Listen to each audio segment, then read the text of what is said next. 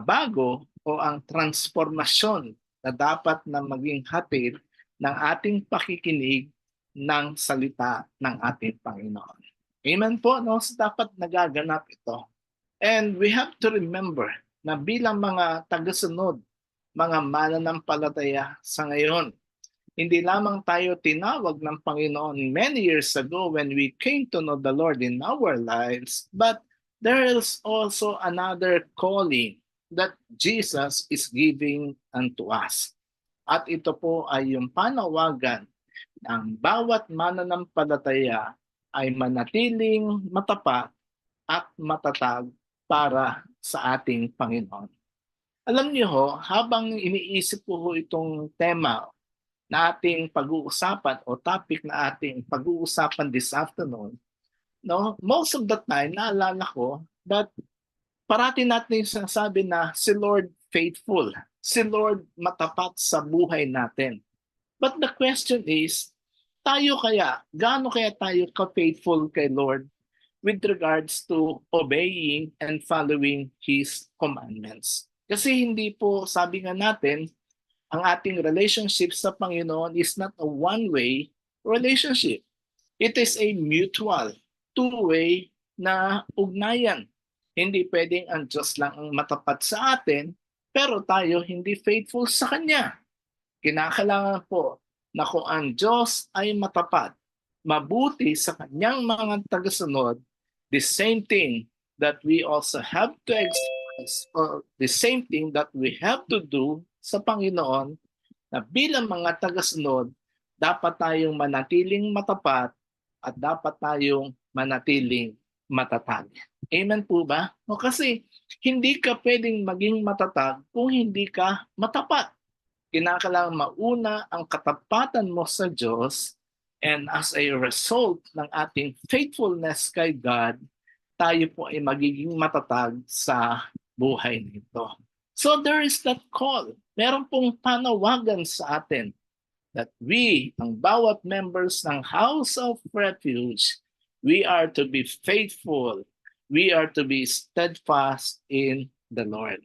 And mga kapatid, ang ating pong faithfulness at pagiging matatag kay Jesus ay hindi lamang po pang isang linggo. Hindi lang din ho ito pang isang buwan. Oh, as a matter of fact, becoming faithful and steadfast in the Lord, wala ho itong term limit, no? Hindi ho ito pang isang taon o pang 2 taon o pang 3 taon lang. It is actually a lifetime commitment, no, to follow and obey the call of Jesus for every one of us to be faithful and steadfast. Bakit po ba niya ito hinihiling sa atin? Ano ba ang bagay na ginaasahan? O ano bang mga bagay na gagawin ng Diyos sa atin when we become faithful and steadfast to Him? Number one is that we have to realize and understand that becoming faithful and becoming steadfast, yung tayo ay maging matapat at matatag para sa Panginoon, ay isang bagay na ipinag-uutos ng Diyos sa atin. Amen po ba? O in other words, hindi po ito optional. This is not an optional thing that you can choose whether you will follow or not. Because to be faithful and to be steadfast is one of the things that God demands from us. Amen po ba? No? Hinihiling po ito. Hinihingi ng Diyos sa atin. Ang ibig sabihin, pag may hiningi ang Diyos sa atin, pag meron siyang nire-require sa atin, wala tayong ibang option, wala tayong ibang dapat na gawin, kundi sundin natin at gawin natin ang kanyang ipinagagawa sa atin. And therefore, becoming faithful and becoming steadfast is one of the things that He commands us. In Matthew chapter 24 verse 13, James chapter 1 verse 12, ang sabi po rito, pinagpala ang taong nananatiling tapat sa kabila ng mga pagsubok, sapagkat matapos niyang malampasan ang pagsubok, tatanggap siya ng gantimpala ng buhay na ipinangako ng Panginoon sa mga umiibig sa Kanya. In Matthew 24:13, ngunit ang mananatiling tapat hanggang wakas ang siyang maliligtas. Kasi mga kapatid, dito po sa mga talatang ating nabasa, no, meron pong requirement and at the same time merong reward for those who will be faithful till the end, for those who will be steadfast. Na sa panahon ng mga pagsubok, ang mga mananampalataya ay hindi dapat umuurong. Amen po ba? No, sa mga panahon ng pagsubok ng ating buhay, dapat higit lalo nating pinapaigting ang ating katapatan sa Diyos, ang ating katapatan sa ating pananampalataya sa Panginoon sa mga panahon ng pagsubok ng ating buhay.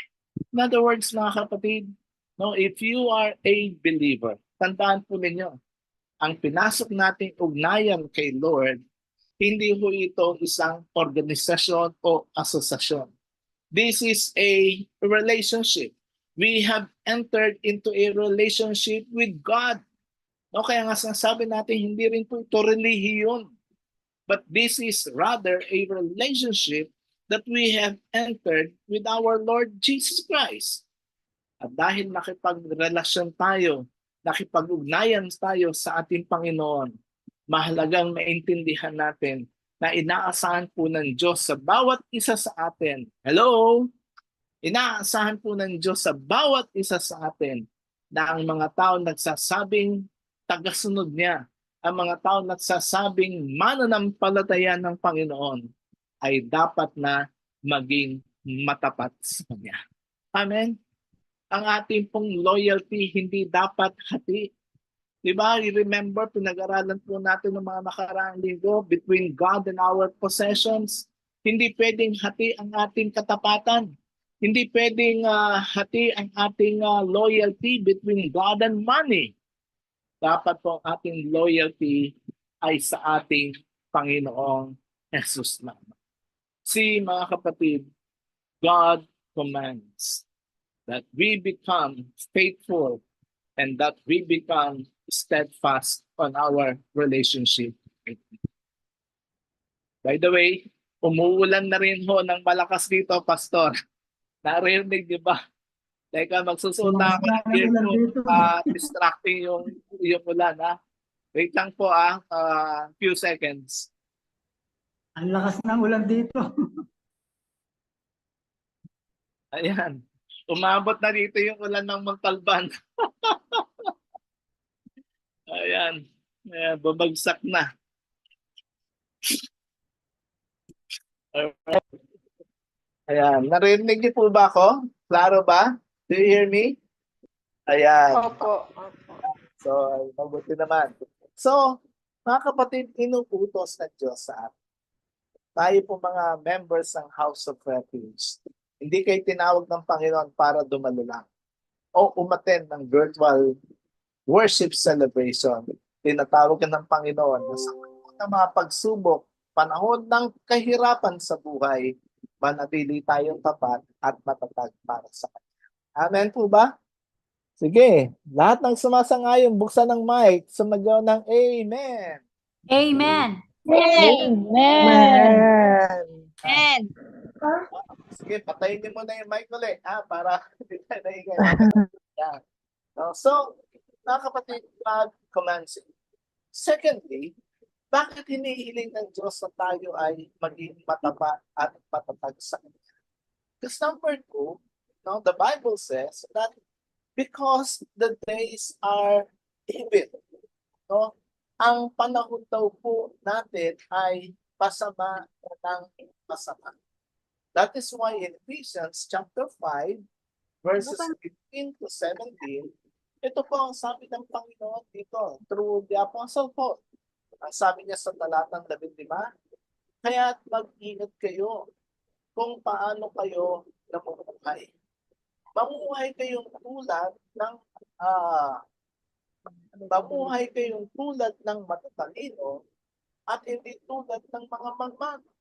Verse 16, gamitin niyo ng lubusan para sa mabuti ang bawat pagkakataon sapagkat puno ng kasamaan ang kasalukuyang panahon. Huwag kayong maging hangal sa halip, unawain ninyo kung ano ang kalooban ng Panginoon. So here, mga kapatid, makikita po natin na si Lord nagbigay na ho ng advance notice sa atin. No? Alam ng Panginoon that time will come. And remember that these words were written thousands of years ago. In other words, even during their time, nung kapanahunan nila, meron na pong kasamaan sa kanilang kapaligiran. And therefore, ito pong mga salita ng Panginoon sa atin ay applicable din sa panahon natin ngayon. Sapagkat ang ating kapaligiran, if you are going to notice it, habang tumatagal. In fact, tayo po, habang nagkakaedad tayo o tumatanda tayo, we will notice ng paligid natin ang mundo na ginagalawan natin, ang sabi nga po dito sa Bible, ay pasama na ng pasama. And most of the time, kapag hindi tayo naging matalino, with the way we live this life, pag hindi tayo naging marunong kung paano tayo mamumuhay ng tama sa mundong ito, most of the time, mararamdaman natin na ang ating loyalty ay mahati. No, minsan loyal ka kay Lord pag Sunday, pero Monday to Friday, ang loyalty mo nasa kabila. Kung minsan feeling mo malakas ka kapag kalinggo, pero pag Monday to Friday, no, discouraged ka, frustrated ka, maraming kalungkutan sa buhay mo. Bakit? Kaya nga po ang sabi dito, kasi po ang kapaligiran natin, mas dumadami ang mga demands, mas dumadami ang mga komplikasyon na nagaganap sa ating mga buhay. That is why, as followers and believers of the Lord Jesus Christ, it is a must. Mahalaga po, no? Non-negotiable na kahit na gaano kasama ang paligid natin, kahit gaano man kahirap ang buhay natin, is that we remain to be faithful. Amen. We remain to be steadfast in our Lord Jesus Christ. Alam niyo po ba mga kapatid, ang pagiging matapat at pagiging matapat, ito ho ay isang choice that we are making. Kailangan piliin mo, magiging matapat ako. Kailangan piliin mo, magiging matatag ako. Kasi hindi yan automatic na lalabas sa bibig natin. Hindi yan automatic na maiisip natin at gagawin natin. We are to make a decision. That is why verse 17 says, huwag kayong maging hangal. Meaning, huwag kayong maging mangmang. Huwag kayong maging palalo sa halip. Alamin ninyo kung ano ang kalooban ng Panginoon sa inyo. You see, mga kapatid, we need to be faithful. We need to be steadfast. Dahil inutos ng Panginoon. Pangalawa, dahil pasama na ng pasama ang ating panahon. Thirdly, makikita din natin na kapag tayo ay naging matapat at matatag sa Panginoon, ang sabi po rito, ang Diyos ay natutuwa. Amen po ba? Sino ho sa inyo ang masaya? Pag ang feel nyo, natutuwa ang boss nyo sa inyo, natuwa ang nanay mo, ang tatay mo, natuwa ang ibang tao sa iyo. Sino ang naka-feel na, wow, ang sarap ng feeling, di ba? Pag merong natutuwa sa iyo.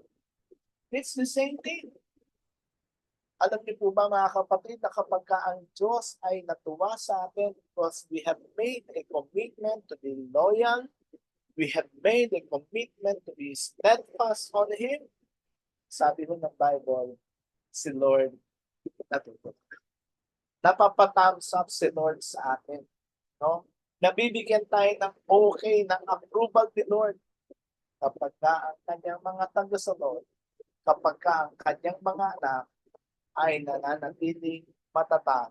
Nananatiling matapat at matatag.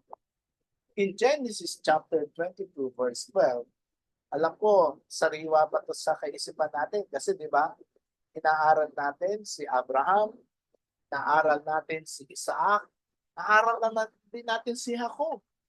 Pero si Abraham, do you remember in chapter 22, di ba?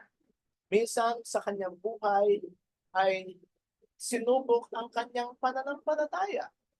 Ang sabi ng isang anghel kay Abraham, sabi ng Panginoon kay Abraham sa pamamagitan ng isang anghel, dalhin mo ang iyong anak sa bundok at ialay mo sa akin.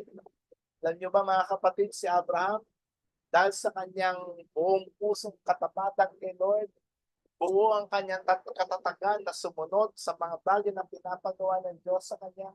Sumunod. No? Sabi nga ng Bible, then immediately the next day, they started traveling. They started preparing. Naghanda na sila ng mga dadalhin at nagsimula na maglakbay. But when they were on top of the mountain and about to kill Isaac, na po ang sabi sa verse 12, sinabi ng anghel, wag mong patayin ang bata, wag mo siyang saktan. Sabi ng Panginoon sa kanya, kay Abraham, natitiyak ko ngayong handa kang sumunod sa Diyos sapagkat hindi mo ipinagkait sa kanya ang kaisa-isa mong anak. Grabe mga kapatid. No? Ang tindi ng commendation ng Diyos kay Abraham. The same thing that we can receive from God. When we make a decision like Abraham to be faithful and to be steadfast in it. Alam niyo po, ang dami lang po mga halimbawa ng katapatan at katatagan sa life. Again, si Abraham, diba, tinawag siya ng Panginoon sa Genesis chapter 12 verse 7. Sabi ng Panginoon sa kanya, no? Sumunod ka, umalis ka sa inyong bayan, sumunod ka at pumunta ka doon sa lugar na sasabihin ko sa inyo. Walang tanong, walang pasabali. Sabi po sa Bible, sumunod si Abraham. And then when he started traveling, verse 7, nagpakita kay Abraham si Yahweh na nagsasabi sa kanya, ito ang lupang ibibigay ko sa inyong lahi. At nagtayo si Abraham ng altar para kay Yahweh na nagpakita sa kanya. You know guys, because of Abraham's obedience, sabi ni Lord sa kanya, ito yung lupain na ibibigay. Sino sa inyo nakatanggap na ng lupain na binigyan kayo, pinamanahan kayo, di ba? Alam niyo, siguro ito, hindi lang isang hektarya, no? Napakalaking isang bansa mismo. Why? Paano nangyari? Because Abraham obeyed. Verse 16, ang sabi po again, nung papatay na niya ang kanyang anak, ang sabi dito sa verse 16 ng Panginoon sa kanya, ako'y nangangako sa pamamagitan ng aking pangalan na Yahweh, sapagkat hindi mo ipinagkait sa akin ang kaisa-isa mong anak, pagpapalain kita. Lahi mo'y magiging sindami ng bituin sa langit at ng buhangin sa dagat. Sasakupin na lang mga lungsod ng kanilang mga kaaway. Sa pamamagitan ng iyong lahi, pagpapalain ko ang lahat ng bansa sa daigdig, sapagkat sinunod ko ang aking Diyos. You see mga kapatid, there is a reward when we obey. There is a reward when we make a decision to be faithful and to be steadfast in. Alam niyo kung minsan, bakit tayo, kapag may panahon na parang nahihirapan tayo, panahon na malulungkot tayo, nade-depress tayo, no? It is perhaps, no? There is something that is lacking in our lives. Baka kulang ang ating faithfulness. Baka naman si Lord lang ang faithful sa iyo. Ikaw, faithful ka kaya sa kanya. Baka si Lord lang ang matibay. Si Lord lang ang sakalab. Ikaw kaya, malakas ka din kaya sa Panginoon? No, malakas ba ang pananampalataya mo? At tulad ni Abraham, siya ay nanatiling matapat sa kabila na sinubok ang kanyang pananampalataya. I tell you, brothers and sisters, there will always be a testing of faith. Sino gusto ma-promote? Hello? Sino gusto ma-promote sa buhay?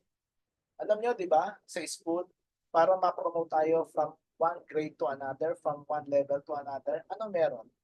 By exam, by testing. In other words, ganun din sa buhay natin. Kung gusto nating ma-promote, no, that we move from one level to another, we have to pass the test. That is why. Hindi porkit nasubok ka 1 year ago, 2 years ago, pumasa ka, okay na. Hindi po. Hindi mo siya lifetime. Every now and then, God will put our faith into testing. You see kay Abraham, Genesis 12, tinest siya. Sumunod. Genesis 22, sinubukan ulit. Sumunod. Grabe, pasado. Kaya sabi ni Lord kay Abraham, okay. Pangalawa, si Job. We all know, sino si Job, di ba? Si Job, matuwid, sabi nga wala namang ginagawang masama. But one day, nasubok ang kanyang pananampalataya. Ano nangyari kay Job? Namatay ang kanyang mga anak, nawala ang kanyang ari-arihan, nagkaroon ng maraming ang tawag ng pigsa sa kanyang katawan. And worse, iniwan ng asawa kasi marami ng pigsa eh. No, marami, wala na siyang ari-arihan. Meron na sabi ni Job, verse 21 and 22. Kung ba't ako lumabas sa sinapupunan ng aking ina, kung ba't din ako babalik sa lupa, si Yahweh ang nagbigay, si Yahweh ang babawi, purihin si Yahweh. Sa kabila ng mga pangyayari ito, hindi niya sinisi ang Diyos, kaya hindi siya nagkasala laban sa kanya. Grabe, sino sa inyo siguro, sabi niya sa akin, Pastor, ang dami kong problema sa buhay. Mga struggles, marami kami mga hamon ay kulang kami sa ganyan, may karamdaman. Sino sa inyo naka-experience katulad ng naranasan ni Job? Namatayan na ba kayo ng mga anak? Hindi anak ha, mga anak, lahat ng anak niya namatay. Lahat ng properties niya, ari-arian niya, nawala. Tapos, nagkaroon ko siya ng maraming bukol, pigsa sa katawan. Worst, iniwan ng asawa kasi may sakit na siya. Pero, you know guys, anong ginawa niya ko? Sabi sa Bible, sa kabila ng mga pangyayari nito. Hello, do you hear me? Do you hear what God is saying? Sabi dito, hindi niya sinisi ang Diyos. Amen po ba? Hindi siya nagtanong, bakit ako nagkasakit? Bakit nawala ang mga anak ko? Bakit naubos ang ari-arian ko? Bakit iniwan ako ng asawa? Hindi mo siya nagtanong na gano'n. Ano sabi dito? Hindi niya sinisi ang Diyos, kaya hindi siya nagkasala laban sa kanya. And if you are going to read yung last chapter ng Book of Job, ang sabi ko doon, lahat ng nawala kay Job, hindi nang ibinalik ilang beses, ilang ulit ang pagbalik ng lahat ng bagay na nasa. Ganun ho ka-faithful si Lord. Amen? O, ganun ho ka-faithful si Lord. Kapag tayo ay faithful sa Kanya, tayo ay naging matapat kay Lord, tayo ay naging matatag sa ating pananampalataya, sisiguraduhin ng Diyos na ibabalik niya o idadagdag niya ang lahat ng bagay na kailangan sa ating buhay. Pangatlo po na example, si Apostle Pablo, for Job remained faithful to God. Even he lost everything. O kahit nawala ko ang lahat sa kanyang buhay, nagpakita pa rin siya ng katatagan sa atin. Pangatlong halimbawa, si Pablo. 2 Timothy chapter 4 verse 7. We all know na si Pablo ay taga-usig ng mga Kristiyano during the time. But then, when he himself became converted, or when he himself got to know the Lord Jesus Christ, aba, grabe na baliktad. Yung dating taga-usig, ngayon siya na ang inuusig. Siya na yung inaaresto, siya na yung napahirapan. Nung malapit na siyang mamatay, ang sabi ni Apostle Pablo sa mga mananampalataya, pinagbuti ko ang aking pakikipaglaban. Natapos ko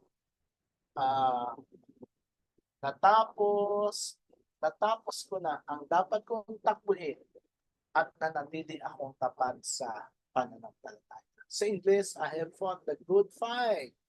I have finished the race. And I have kept the faith. Isa, nagtatanong ka ba? Bakit kung kailan umaten ka sa House of Refuge, saka naman marami kang problema?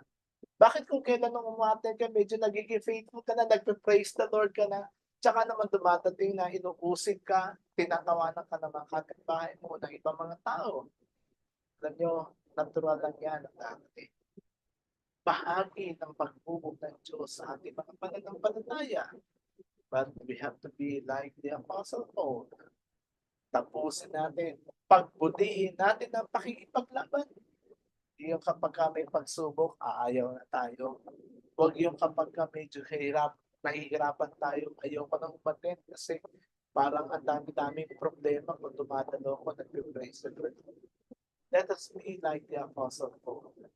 Pinagbuti ang kanyang pakikipaglaban. Natapos niya, alam niyo ba na Christian life para ito isang marathon? No? Tumatakbo tayo, nakikipag-compete tayo. Hindi mahalaga kung sinong makuna o mahuli, ang importante, tapusin mo yung takbuhin mo. Hello? Hello? At hindi lang tapusin, kundi manatili ka sa pananampalataya. House of Refuge people, i-challenge ko kayo. Manatili tayo sa pananampalataya. Hindi ako nangangako, even God is not promising us.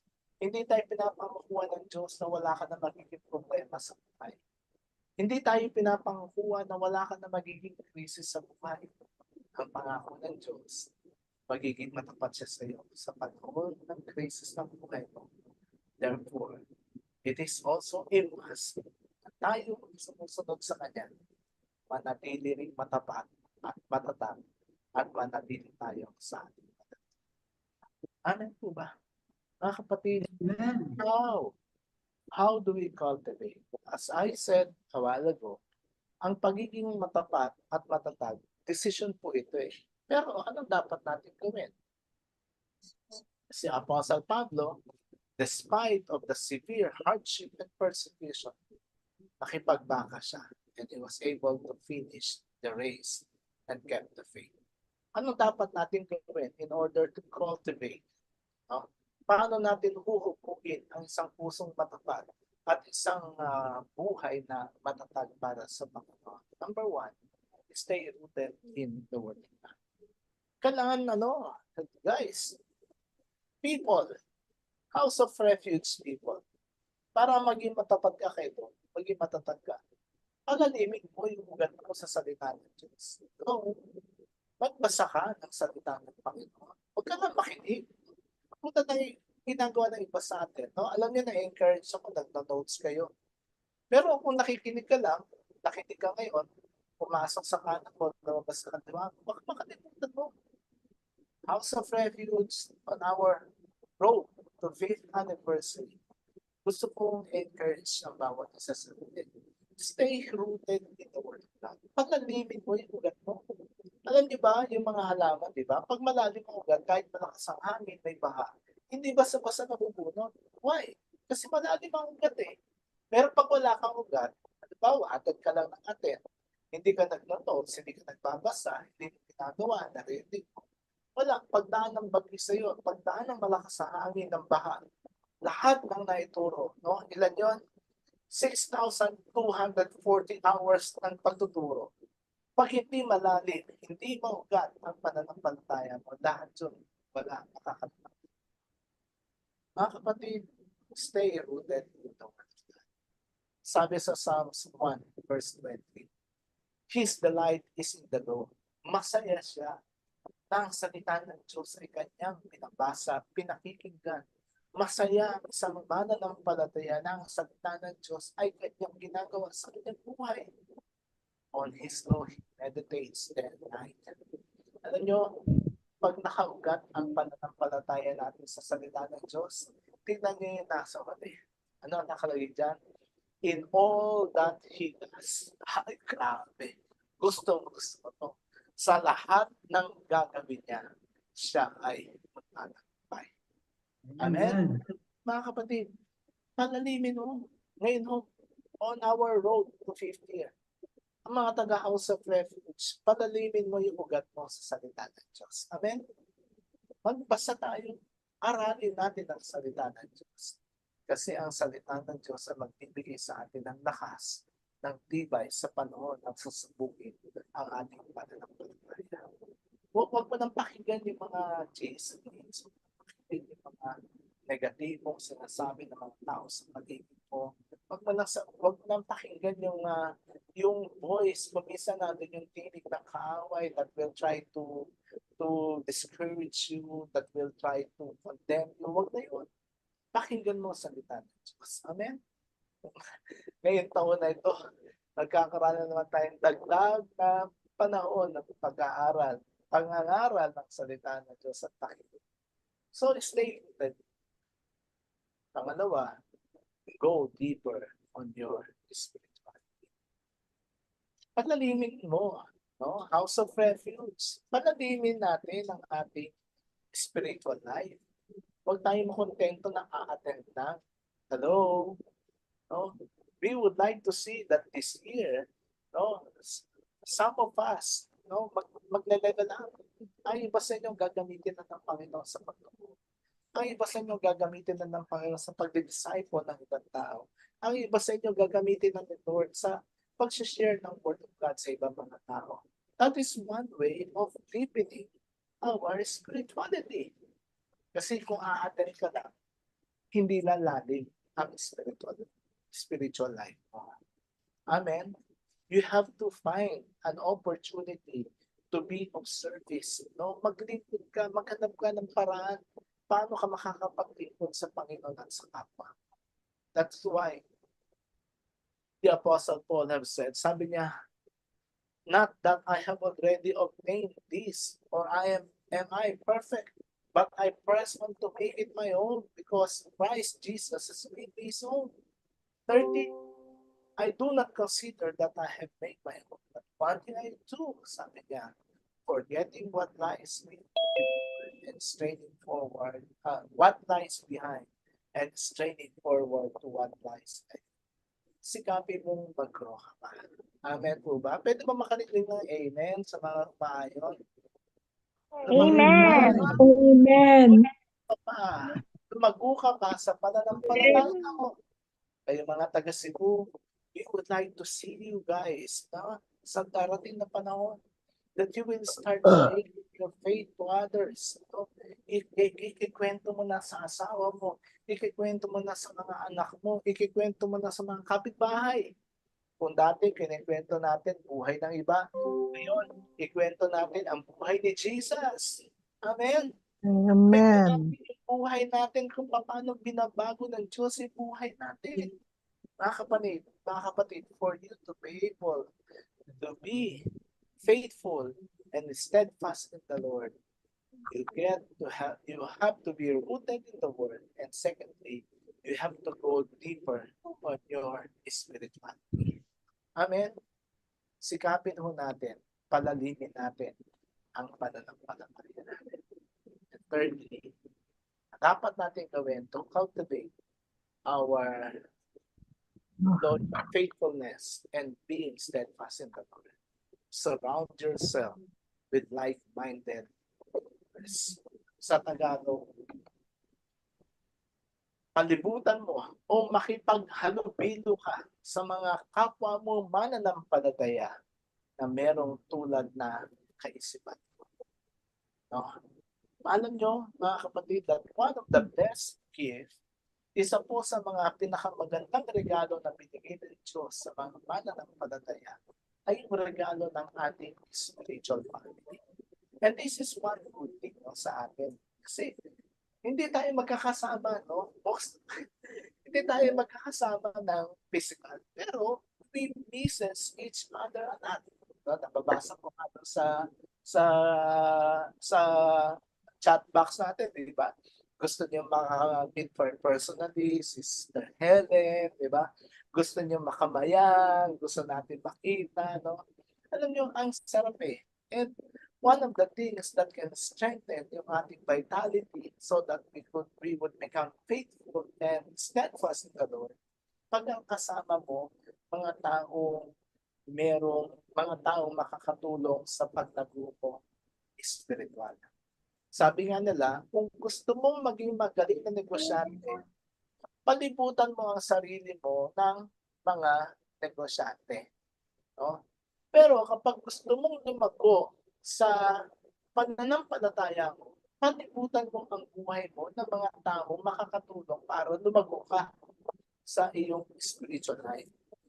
Pero, on the other hand, kung gusto mo namang manghina ka sa pananampalataya mo, palibutan mo ang sarili mo ng mga taong may hina ang pananampalataya o yung puro negatibo ang naiisip sa buhay nila. Kaya dapat mamili tayo kung sino yung mga tao na pakikisalamuhan natin. No?